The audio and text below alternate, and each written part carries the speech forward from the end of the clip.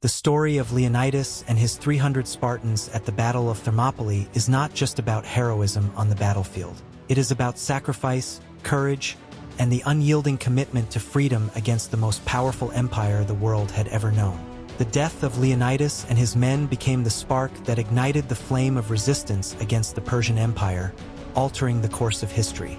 Leonidas I was born around 540 BC into the Aegeid dynasty, one of two royal families of Sparta.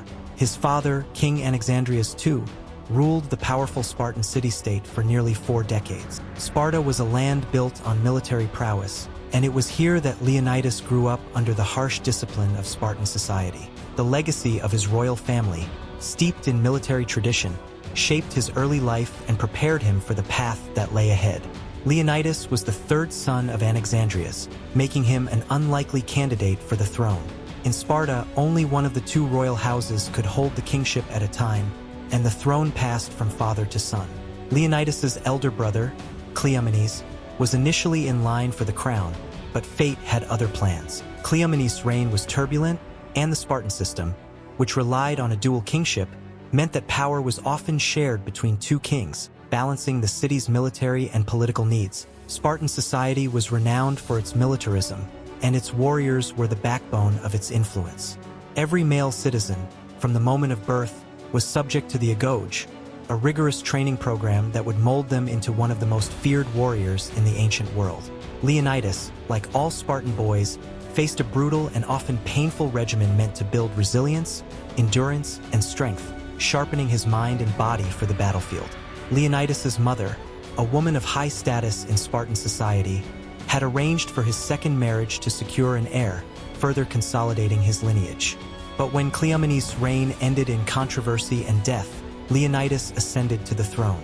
Although he was not the eldest, the harsh realities of Sparta's monarchy meant that the most capable ruler would eventually rise. Despite his relatively young age, Leonidas's leadership skills, forged through the fires of battle, set him on a path that would lead to greatness. By the time Leonidas rose to power, the Persian Empire was already on the rise. The empire was vast and growing rapidly, stretching from Egypt to India, with its heart centered in Persia, modern-day Iran.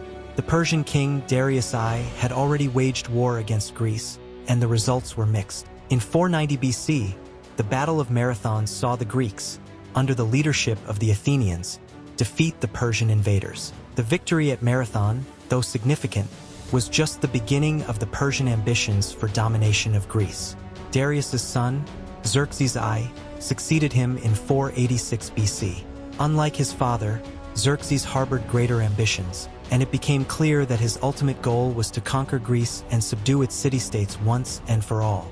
By 480 BC, Xerxes was gathering the largest military force the world had ever seen, which, according to ancient sources, numbered hundreds of thousands. This massive army would be directed toward Greece, aiming to bring down one of the last free and powerful regions of the ancient world. At the heart of this growing threat was Xerxes' desire to avenge his father's failure and secure Persia's dominance over Greece. Persia, with its riches and overwhelming military power, was an empire based on absolute control. Greece, on the other hand, was a fractured collection of city-states, each with its own identity, laws, and rulers. Despite their divisions, the looming Persian threat forced these Greek city-states to recognize the need for unity, if only temporarily. As news of Xerxes' preparations spread, the Greek city-states, including Athens and Sparta, began to form alliances. For Sparta, the threat was existential. They had been a warrior society for centuries, and their entire existence was built on military might. A Persian conquest meant the destruction of their way of life. King Leonidas knew that a great war was coming, and Sparta had no choice but to stand its ground. As the tension between the Persians and the Greeks escalated, the Oracle of Delphi, one of Greece's most revered institutions, came into play. The oracle was a mysterious figure who spoke in riddles and prophecies that often shaped the decisions of rulers and armies. According to one of the most famous prophecies delivered by the oracle, Sparta would be destroyed unless they lost a king. Either Sparta will fall or a king will die, was the chilling message that came to Leonidas and his people. The prophecy seemed to weigh heavily on Leonidas. Some of his advisors urged him to consult the oracle again or to delay taking action, but Leonidas interpreted the message as a divine call to action. His decision to march to Thermopylae was not just a military one, but one rooted in duty and sacrifice. Leonidas knew that his role as a king was to protect Sparta at all costs, even if it meant his own death. This prophecy, in his mind, was a sign that he would be the one to die in order to secure the future of Greece. In the winter of 480 BC, the time had come for Sparta to make its stand. Leonidas's decision to stand against the Persian Empire wasn't just a choice. It was a commitment to his people, to his legacy, and to freedom. Despite having allies, Leonidas's strategy was bold and defiant. He chose to lead a force of 300 elite Spartan warriors to the narrow pass at Thermopylae. These warriors were not just Sparta's finest soldiers. They were fathers, husbands, and sons, making a commitment to fight to the death, ensuring that their names would live on for generations to come. The choice of 300 Spartans was symbolic. Spartans were known for their military discipline, and their warriors fought in the phalanx formation, an impenetrable shield wall of hoplites that had been perfected over centuries of warfare. The narrow terrain of Thermopylae worked in their favor, minimizing the Persian advantage in numbers and maximizing the effectiveness of their tactics. Despite having thousands of soldiers in his army, Leonidas chose to bring a small number of his elite warriors because they were the ones who understood the value of discipline, courage, and unity in battle. Each man in the 300 knew they might not return. The phalanx would be their only defense against the might of Xerxes' empire. The Persians arrived at Thermopylae with an overwhelming force, thought to number in the hundreds of thousands. But Leonidas, aided by his Greek allies, was determined to make the most of the terrain.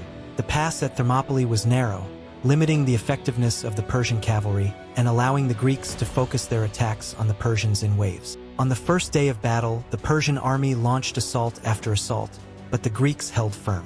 For 2 days, the Persian army struggled to break through the Spartan defense. The Greeks fought with unmatched skill and discipline, and the famous Spartan shield wall, which had been honed through years of training, proved nearly impossible to penetrate.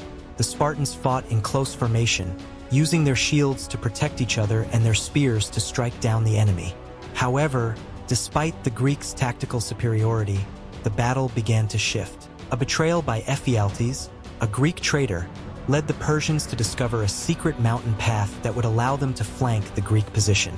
Leonidas, realizing that defeat was inevitable, made the fateful decision to stay behind with his 300 Spartans, alongside a small contingent of Thespians and Thebans who chose to fight to the death with them.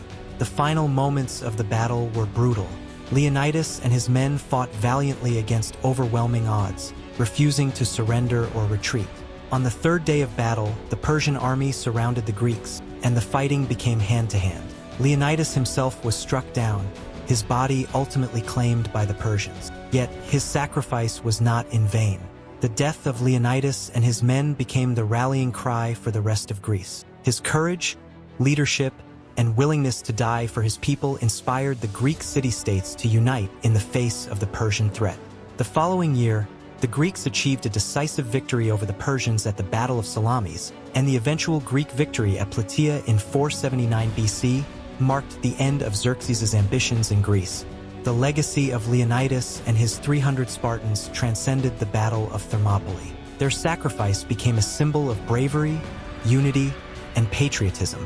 Over the centuries, their story inspired countless leaders, warriors, and nations. From the Roman Empire to the Renaissance, the example of Leonidas served as a timeless reminder that sometimes the greatest victories come not from the number of soldiers but from the strength of their spirit. Even in modern times, the story of Leonidas and his 300 has inspired military leaders, including Winston Churchill, who invoked their example during World War II. The sacrifice at Thermopylae reminded the world that even in the face of overwhelming odds, courage and unity could triumph. The story of Leonidas and his 300 Spartans is more than just a tale of war. It is a story of sacrifice for a greater cause, a reminder that sometimes standing against tyranny, even in death, is the highest form of heroism.